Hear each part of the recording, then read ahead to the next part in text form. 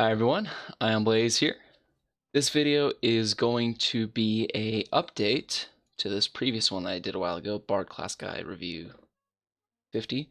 This is going to be 1 to 60 in the Kunark era. It's going to be redundant in some facets, but I want to be as in-depth as I possibly can about this class. It's my most beloved class in EverQuest at all times, so let's get into it, shall we? So, the first thing I'd really like to mention about the Bard class. By the way, this video is going to be long. I apologize for that, but again, I really do want to do the Bard class justice. Okay. Let's see. There we go. So, the critical key, the Bard class.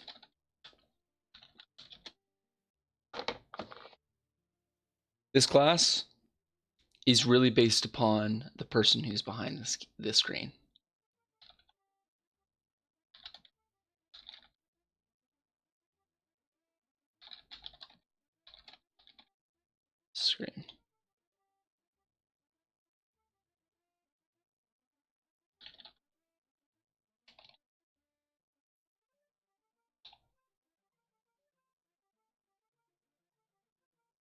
So the core thing about understanding the Bard class is that it's a class predominantly built upon knowing the full extent of the abilities that this class can do, how you can mix them together, and how comfortable you can be in using them all together.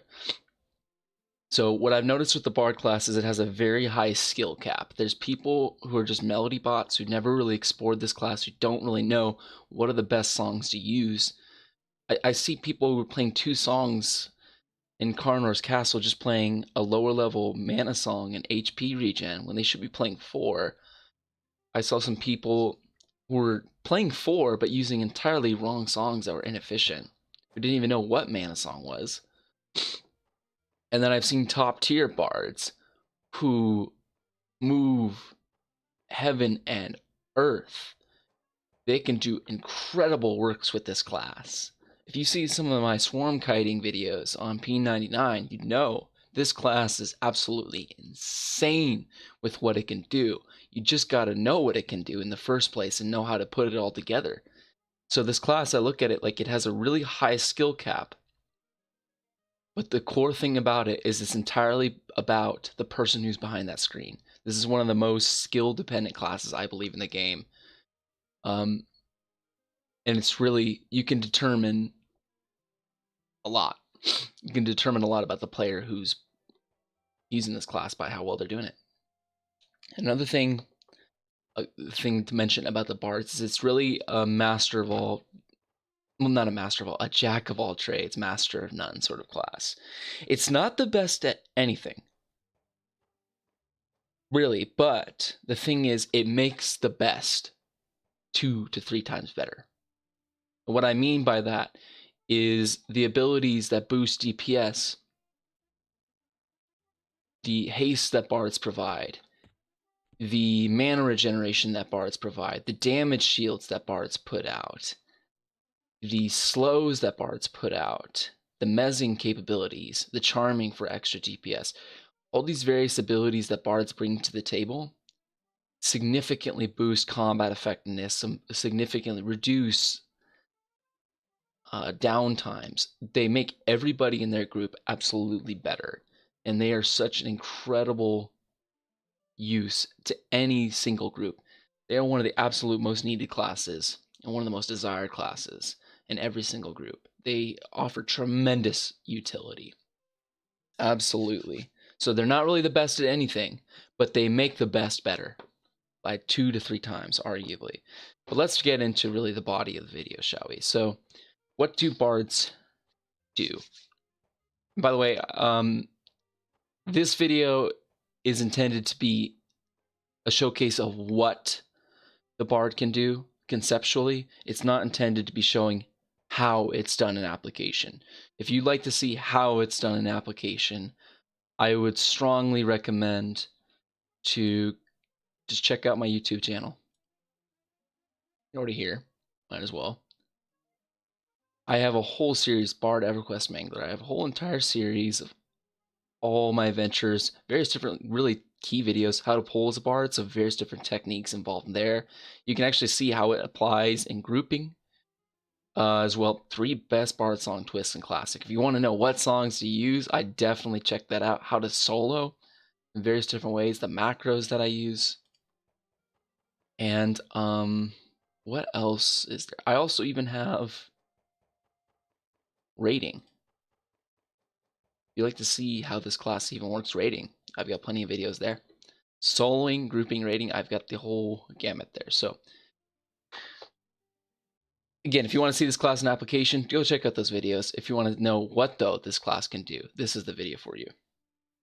So let's talk about grouping first. What are the roles that bards have in groups? Puller, crowd control, DPS, DS, debuffs, and dispels, HP, and mana regen, offensive boosts, plus Ds, travel, just general snare / slow, Misc, vulnerability, enduring breath, mana taps, rotate, etc. Okay, so let's get into it, shall we? So we're going to talk about the first thing. And let me put the title up for the video too. Bard Kunark era 1 to 60 review.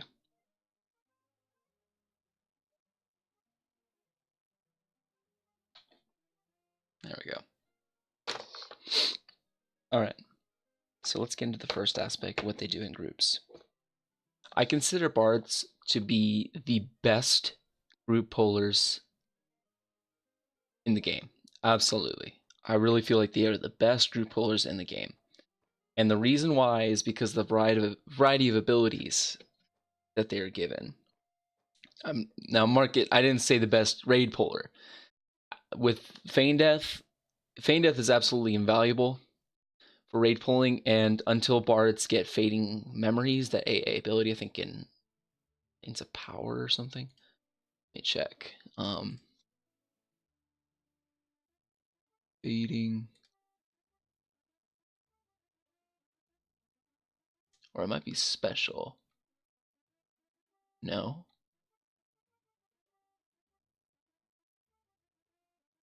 Archetype.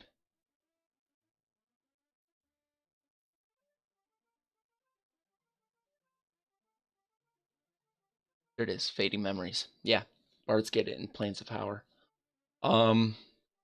Until this ability, bards don't really have a way to shed aggro. So Feign Death is really the only thing you can do in order to break off mobs. So really, in raids, as it currently stands in the Kunark area, Velius era, beyond, monks really take the cake. But once Fading Memories comes out, I really do think bards will replace monks in some cases when it comes to pulling. As well, just right now when it comes to grouping, the problem with monks is really all they have is Feign Death. Their ability to split takes a lot of time. They don't have really any innate run speed boosts. It's a bit difficult for them. It can take a while.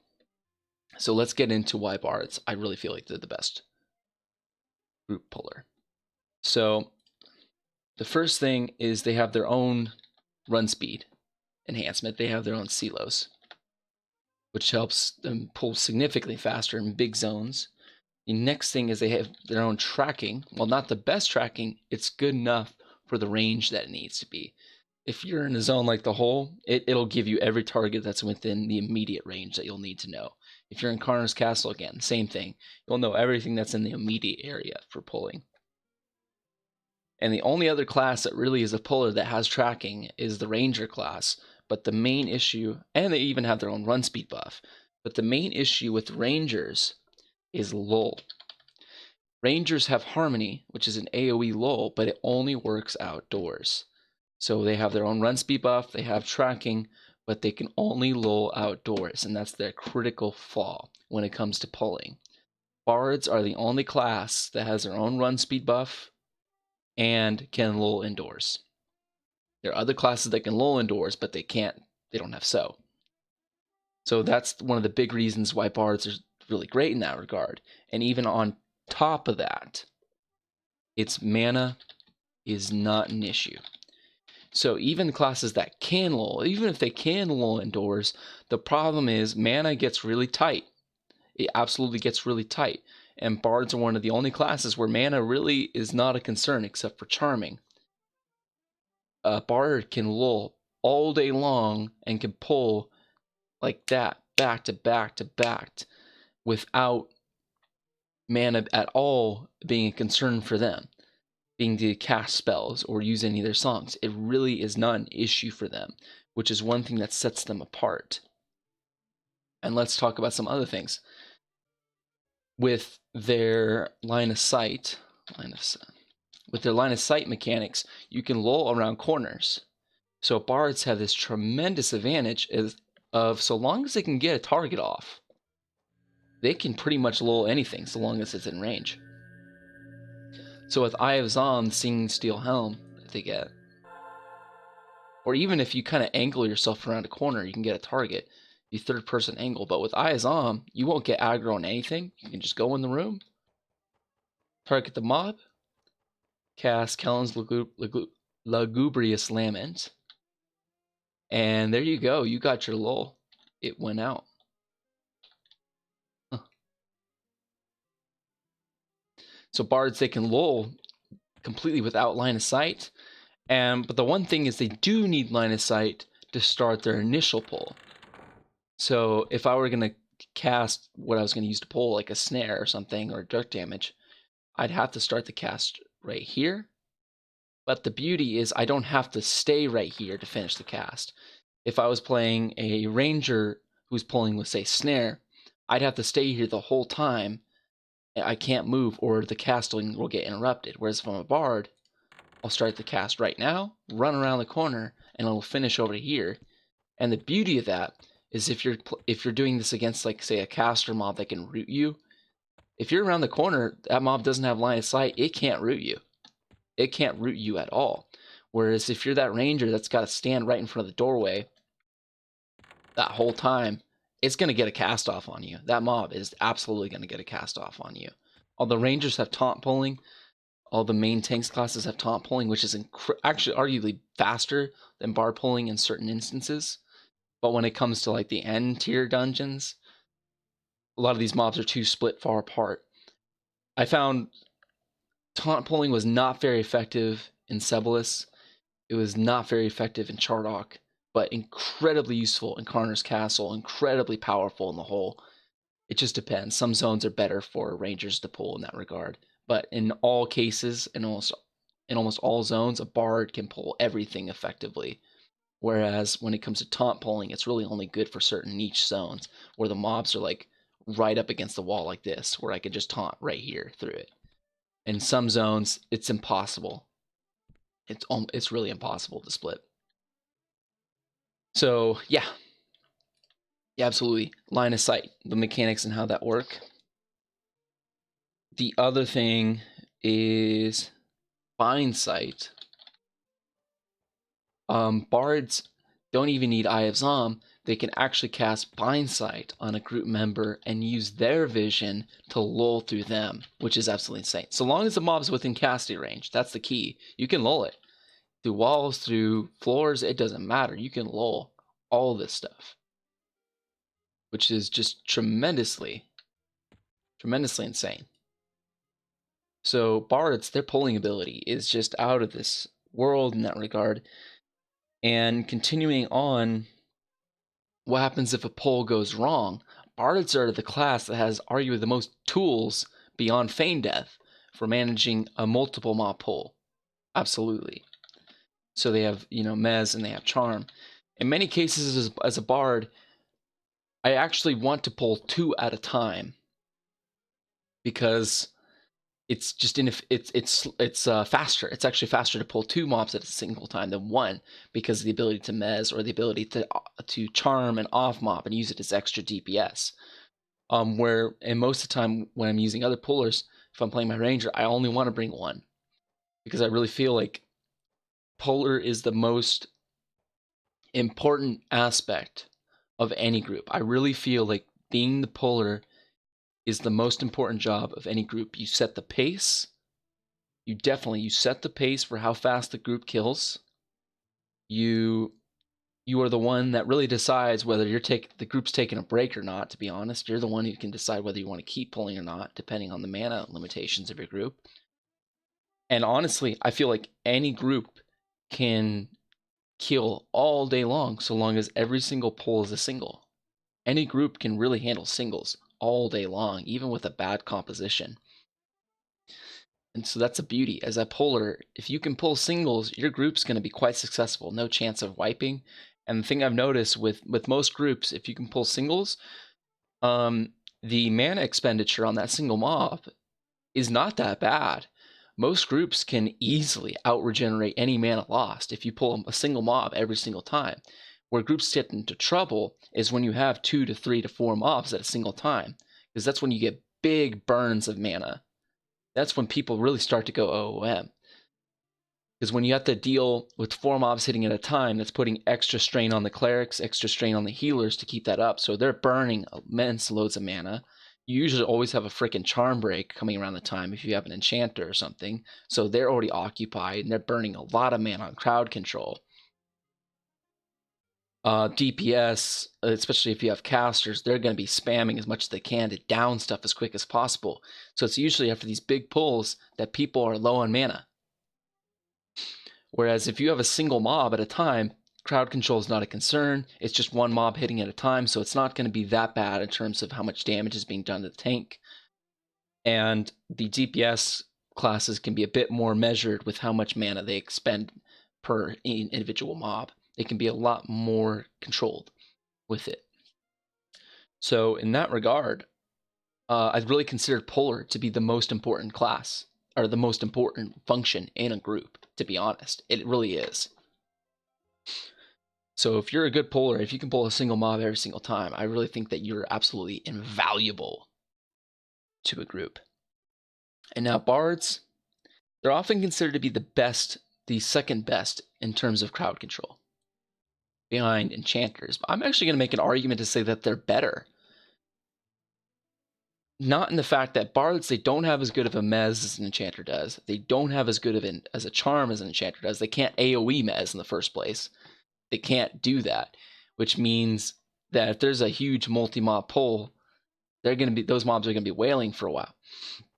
But here is where bards arguably are the best crowd control. If that bard is the puller, they can control the number of mobs that are coming at that group. And what I mean by that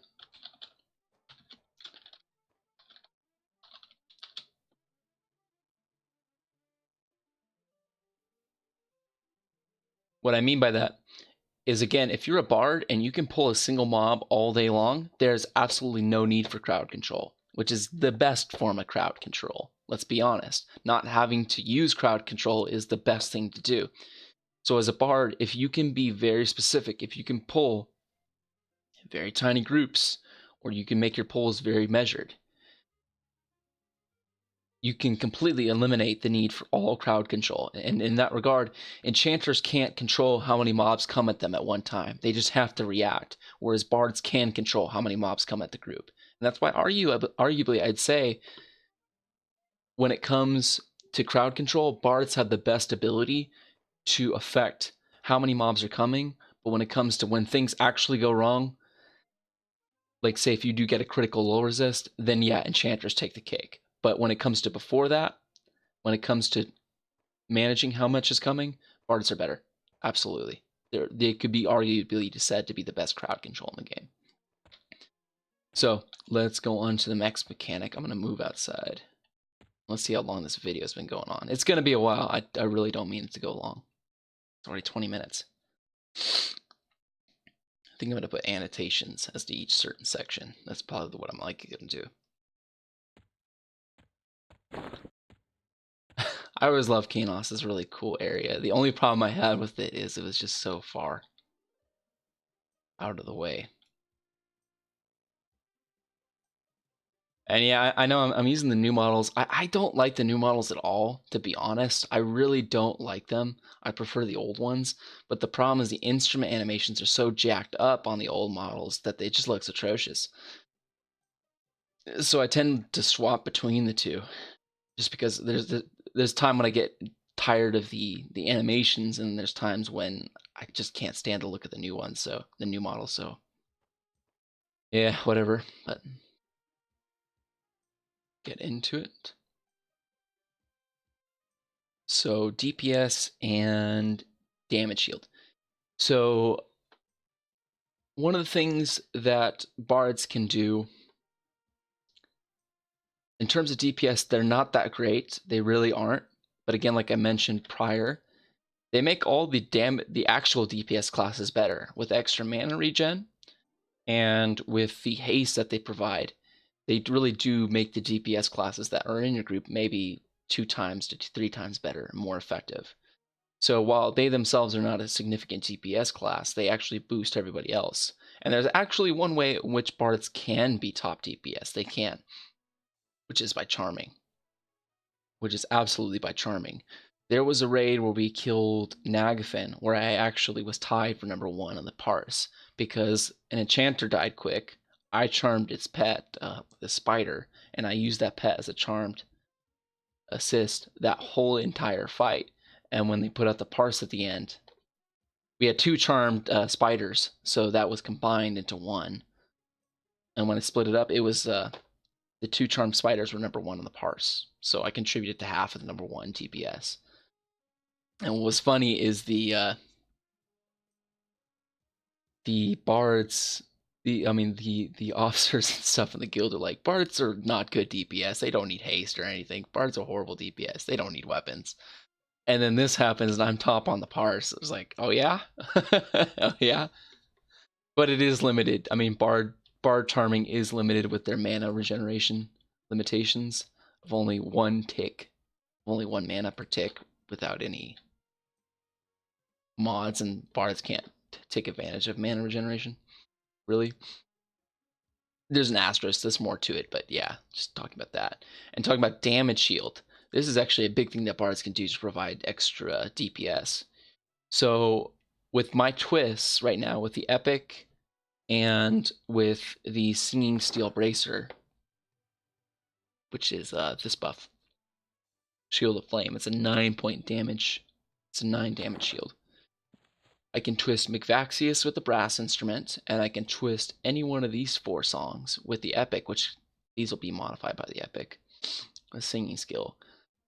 I was able to get a damage shield up to 47. Yeah. I was able to put out a damage shield that was 47 damage myself, and then when a mage put on their damage shield on top of that, it went up to 73, and I've even heard of it going higher with the damage shield pots. I've heard somewhere in the 80s to 90s. So the amount of damage that a bard can put out by the DS themselves is just insane. It's actually one of my most preferred twists coming raids, especially when I'm in the main tank group. I love putting out a damage shield twist.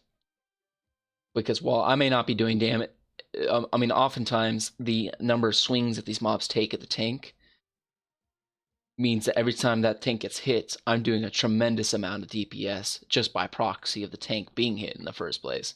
So it helps out. It helps boost out.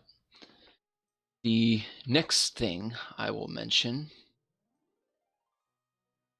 is debuffs and dispels. So this is another role that bards function in groups. And 50 Park Dark Ball is coming. Let me see if I can kill him real quick. Where are you?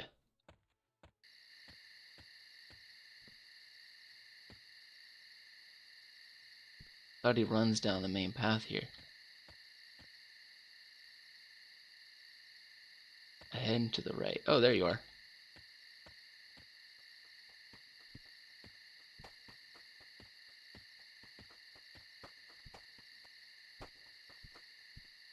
Why can't I hit you? Here we go.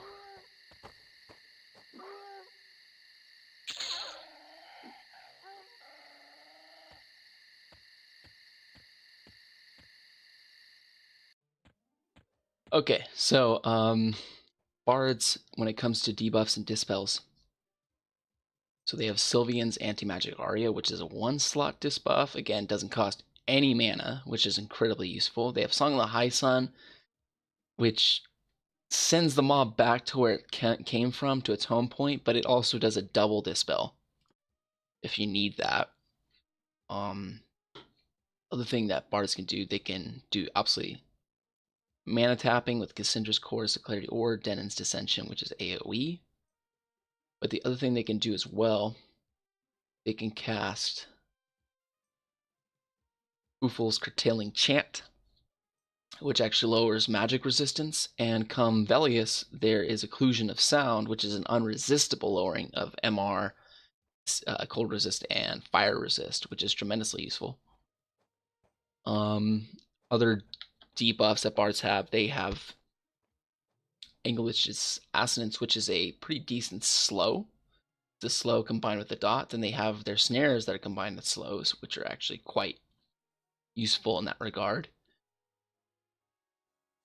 Not much more in that regard.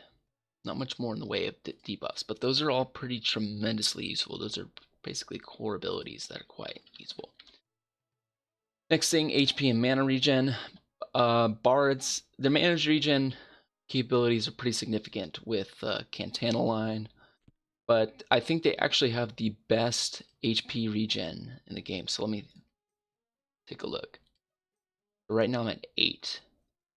And if I do Cantana of Replenishment, which stacks with Nivs, with Stringed Instrument, it goes up to 55. So if I pull out a calculator,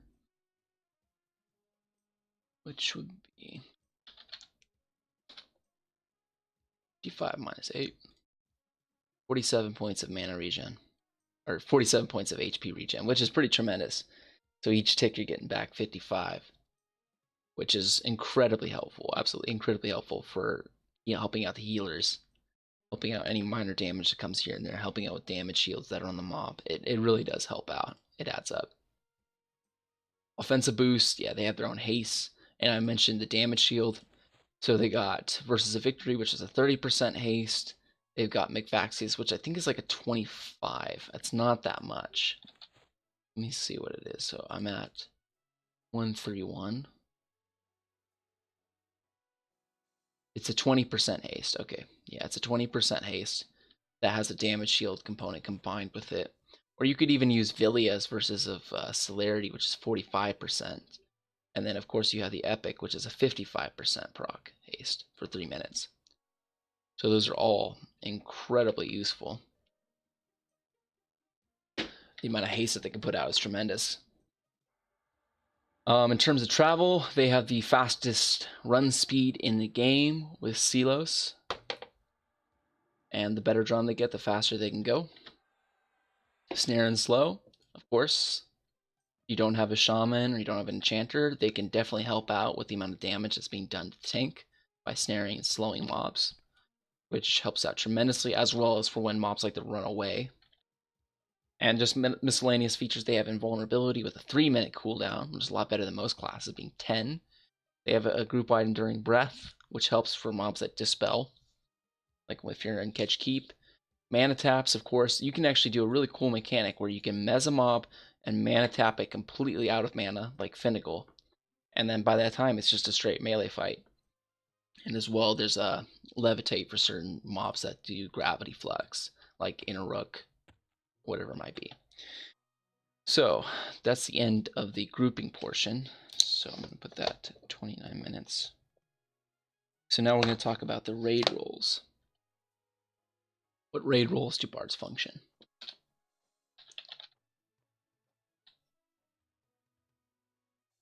Sorry guys for the length of this video. I just want to make sure I'm detailed.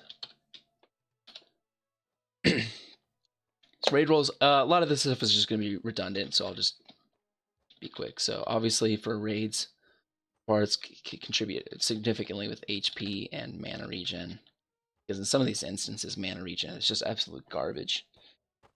They can definitely help out pulling, although their pulling abilities is not as useful in that they don't have feign death, and many times in raids, you're pulling a large, tremendous amount of mobs simultaneously. The big thing bards provide on raids is resists. They actually must have in tank groups.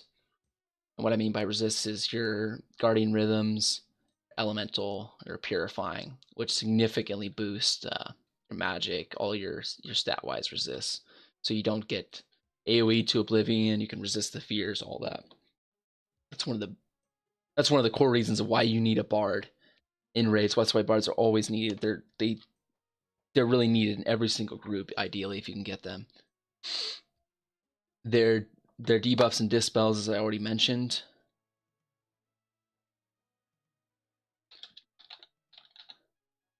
Yeah, those are incredibly useful because I often run AoE snare on raids.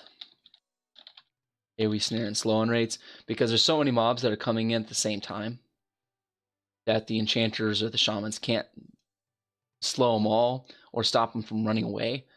So this absolutely helps out tremendously on raids. I always single target snare when I'm in a group, and then I always really AoE snare on raids. And I just keep that flowing because it helps out a lot. It absolutely helps out a lot. And as well, when you're talking about bards can dispel again from mana free, so often it's kind of inefficient to dispel 4 buffs because it's 4 seconds each cast. So that means it'll take you 16 seconds to fully dispel a mob if it has 4 buffs. And most mobs are dying within 30, when really your group could use mana regen a lot more, or haste a lot more than dispelling 4 effects. So often I'll just dispel once. I'll just try to dispel haste if it's in the first slot. That helps out a lot, but otherwise I'm not really doing a whole lot. Full-on dispelling is more for like the enchanters and the classes that actually have double dispels. Who don't need, I mean, twisting is really important. Having beneficial buffs up at all times. This bard is more kind of core. Of course, offensive buffs, your haste and all that. Haste and your damage shield. Damage shield. And then you have crowd control. Like I mentioned, how I was top on the parse using a charm. Or being able to spot mez whenever you get charm breaks for the enchanters. I was actually doing that last night and it helped out tremendously. Spot mezzing for classes that are legitimately charming in your group for DPS helps out a lot. It helps out the enchanters, it helps out the necromancers who are doing that. But it isn't really a sustainable strategy long term because you'll eventually run out of mana as a bard. So that is all for the raid rolls. So that time is going to be 33 minutes. 33 minutes in. And now we're going to talk about soloing. So this is something that I actually do have a lot of experience in from P99, but the mechanics got changed with some of the patches and stuff, with some of the nerfs. Bards really can't solo as effectively as they once did, but let's talk about some of the stuff you can do. So you can do snare dock hiding. So you just get a single mob. Oops, it's still there. Oh, I think, remember for trade skilling, you can get these furs from mobs and use that to level it up. Anyways, yeah. For killing, you can snare a mob, kite it around, and dot it to death. You can do a single mob that way. That doesn't cost any mana. It just takes a while because the dots aren't super great, but that you can do that to ad infinitum with no downtime whatsoever. Snare dock kiting, you can do that permanently. You can do charm kiting. There's kind of 2 methods. There's the reverse and then there's the standard. So what I mean by that is that you have the standard charm kiting, which is you charm a mob and send it at another one and just let the two kill each other. Yeah, you just send the two at each other and let them kill each other, and eventually they'll both get low. Or you can do sort of the reverse charm kiting method, which is you pull, 10 mobs, charm one, and use that one charm mob as to get beat down on.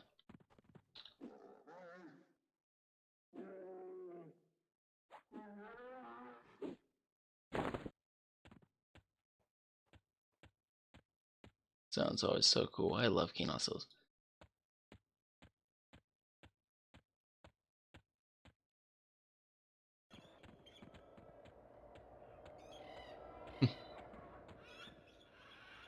Yeah, so the reverse charm kiting method. I have a video up of that again if you'd like to see it. Yeah, you charm a bunch of mobs and you use the 9 mobs that are attacking as a means to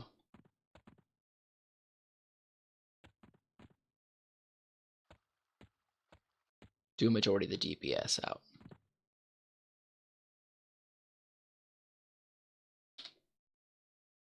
Which this is actually the most effective and the fastest means that a bard can solo here.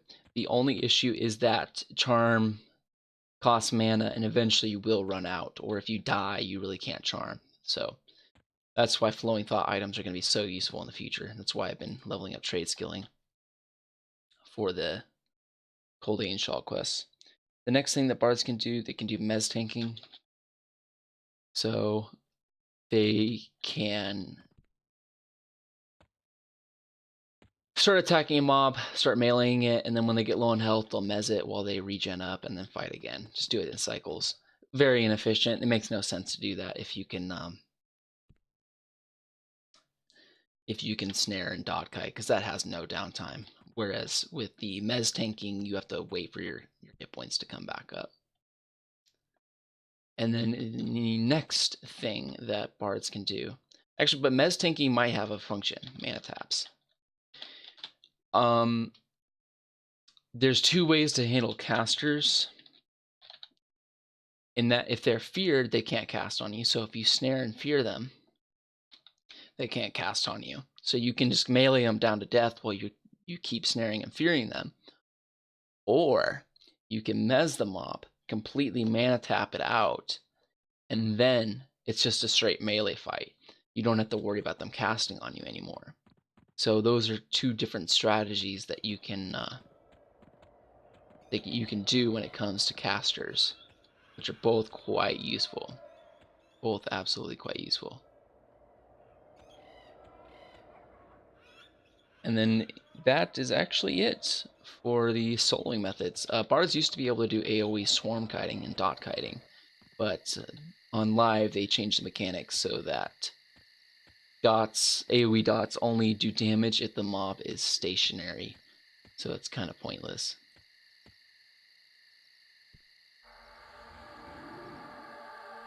Let's get into the next part. Let's talk about miscellaneous things about bards.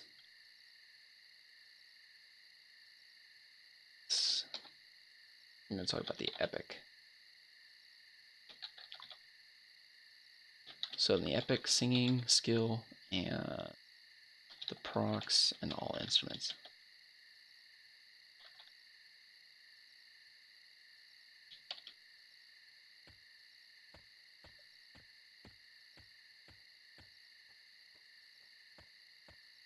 Someone's killing the guards out here.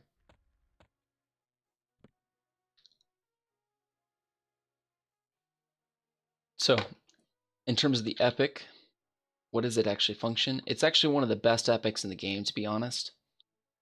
It, stat-wise, it's great. DPS-wise, it's okay. But the cool thing about it is this Dance of the Blade proc lasts for 3 minutes. It's a 55% haste. It's a boost to attack, and it's a boost to strength. I think 30 to both, which helps out tremendously. 55% haste is a pretty incredible proc. It's great to have a bard in a melee group. And then when it comes to performance resonance, the Bard Epic actually counts as all instruments simultaneously. So you actually don't need an instrument equipped to get a mod on any single song that you're playing. It's ideal to use the best instrument for that song, though, but still, you don't need an instrument equipped. And the cool thing about the Bard Epic is it is the only, right now as it stands, it is the only thing in game that will modify singing abilities. So it can actually boost the damage shield that's brought by these 4 songs, which are singing skill. It can actually increase the amount of snare that's on this. I don't think it modifies the slow portion of it. It makes it so that you don't even need to have a wind instrument anymore. Like for this song, you have to have a wind instrument equipped for this one to work, but you actually don't anymore if you have the Epic. There's no need to have a wind instrument in your inventory anymore after you want to have the Epic. It's really tremendous. It helps out. It helps out a lot. And on P99, it actually can boost mana regeneration. It doesn't matter on live because you can't stack Cassandra's Chorus of Clarity with Cantana. You used to be able to stack this on P99, and this could be modified by the Epic, but yeah, you can't. So the next thing I'd like to mention as a bard, some of the core critical things you might want to get, which is going to be the Goblin Gazuki Ring. Let's see, where is it? This is it. This doesn't seem very eventful. Absolutely. It doesn't seem very eventful. But I can show it off. So you think, it's just an invisibility versus animals. What's the point of this? This is one of the only items in the game, the only thing actually in this era, that allows a bard to instantly break charm. So if I cast charm on this mob, only way I can break charm right now is if I click hide and I'm successful, but it failed right there, as you can see, so it didn't break charm. The thing about hide is it's not a guarantee, but with this Goblin Gazuki Ring, it is. So charm break, hit the target yourself, bam, instant. So the cool thing about the Goblin Gazuki Ring, I think someone's trying to kill you.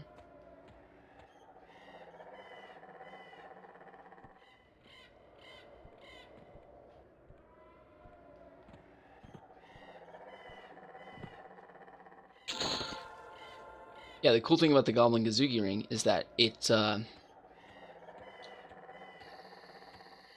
allows you to instantly break charm. It's actually a must-have item, I believe, for both enchanters and bards, because it makes it so that you can free up a spell space. It makes it so you can free up one of these spell slots for breaking charms. So usually you'd have an invisibility up, which would be a guaranteed charm break, but with that item, you don't need to have it up anymore.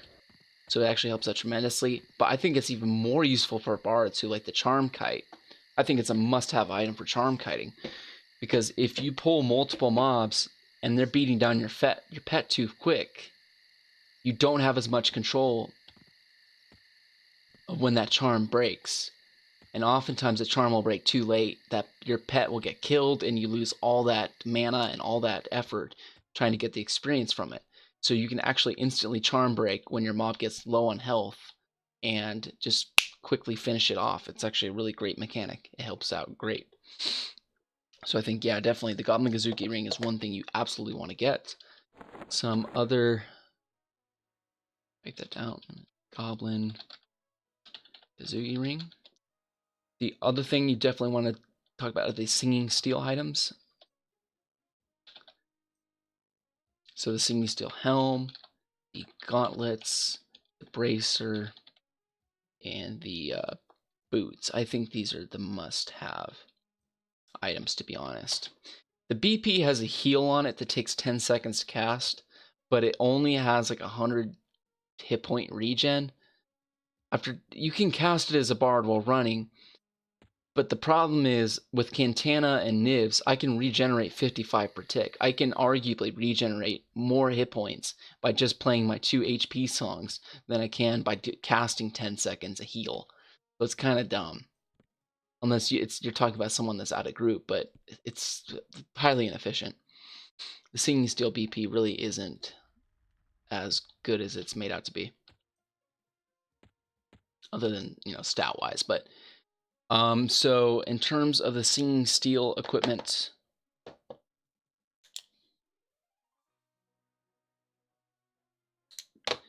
you have the helm, which I've already showed off. Singing Steel helm, which has an Eye of Zom. I think this is a absolutely must-have item, because it lets you get targets on mobs around corners that there's no way you'd be able to look around it without getting aggro. Show it off real quick. Let me just get to the end of the tunnel. Oh, this is such a cool zone.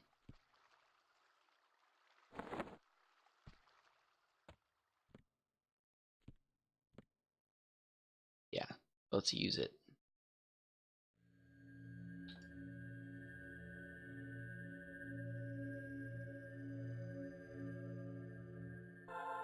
Yep.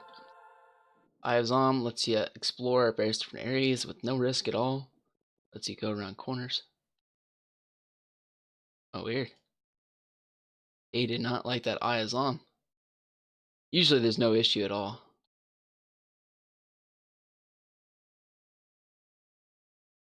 Grizzly.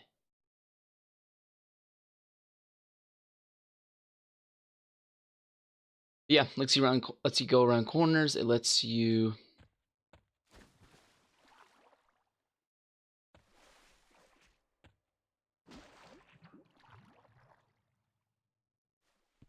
and it'll let you lull around corners. The gauntlets are a enduring breath item. The only thing I don't like about them is they're actually arguably more expensive than just buying a rebreather. So, and the rebreather can be used by everybody, so that's why I just got a rebreather instead. But come Velius, I'm going to get a Lotusol Shell Shield for the Enduring Breath. And you want this because in some zones, there's dispellers. Like Finnegal will dispel your Enduring Breath, so you'll start drowning and catch keep if you don't. It removes a lot of the headache. And the other item, I'm with the Singing Steel Bracer, which is the Shield of Flame for that damage shield, the 9-point damage shield, which is useful. I'm trying to get the Blazing Van Braces, though, that come off of this Cleric Epic mob, because it's an insta-cast as opposed to 5 seconds, which is great, absolutely great. And then the Singing Steel Boots, which have a Levitate. On P99, you can actually cast it on other people, but on live, you can only cast it on yourself. Which is kind of dumb. Yeah, it's kind of dumb, but I remember I farmed a Pegasus Cloak on P99, and when I realized that the Singing Steel Boots had the same exact effect, and you can buy it, it was just such a dumb mistake on my own end. Yeah, if you don't have to get a Pegasus Cloak, don't do it. That's my advice. Absolutely. Now, the next thing I'm going to talk about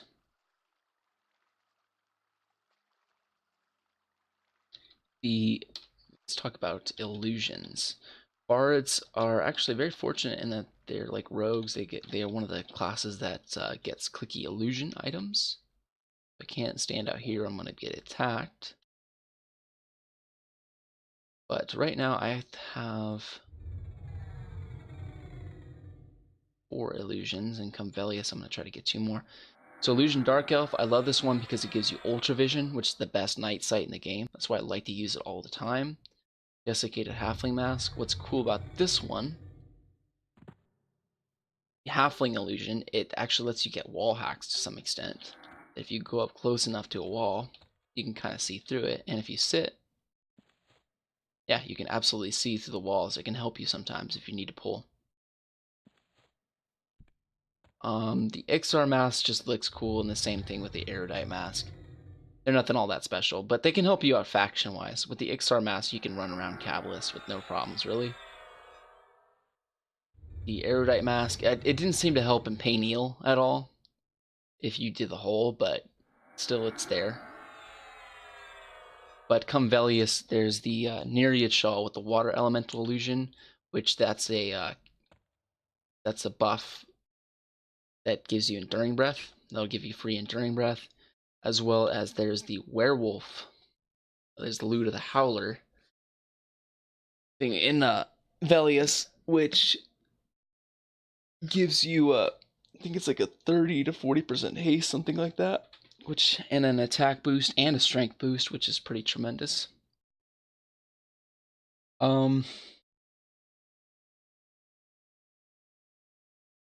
But lastly, let's just talk about limitations that bards have. What are some of their issues? They can't do everything. And what I mean by that is they're limited by 4 songs. So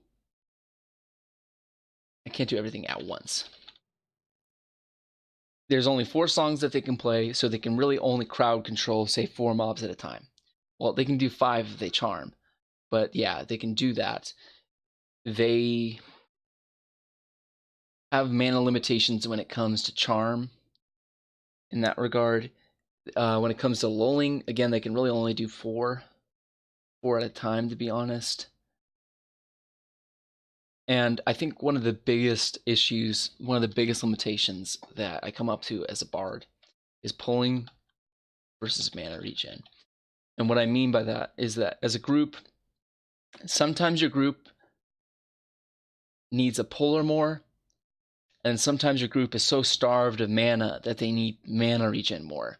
So as a bard, you can't do both. You can't really be a puller, and you can't be constantly helping out with mana regen. Because you either have to stay in camp and provide mana regen, or you have to be going out and pulling. So it's kind of this battle of a bard does both incredibly well, but they can only do one. Whereas when it comes to, like, say, an enchanter, if they're buffs, it doesn't matter. You don't need to be next to them. But with bards, you have to. And I find that's one of the big limitations that comes with them. But I think that's it for this video. There really is nothing else I really wanted to mention. Hopefully I got all that I wanted to say. So, thank you guys all for watching, and I will definitely see you in the next one.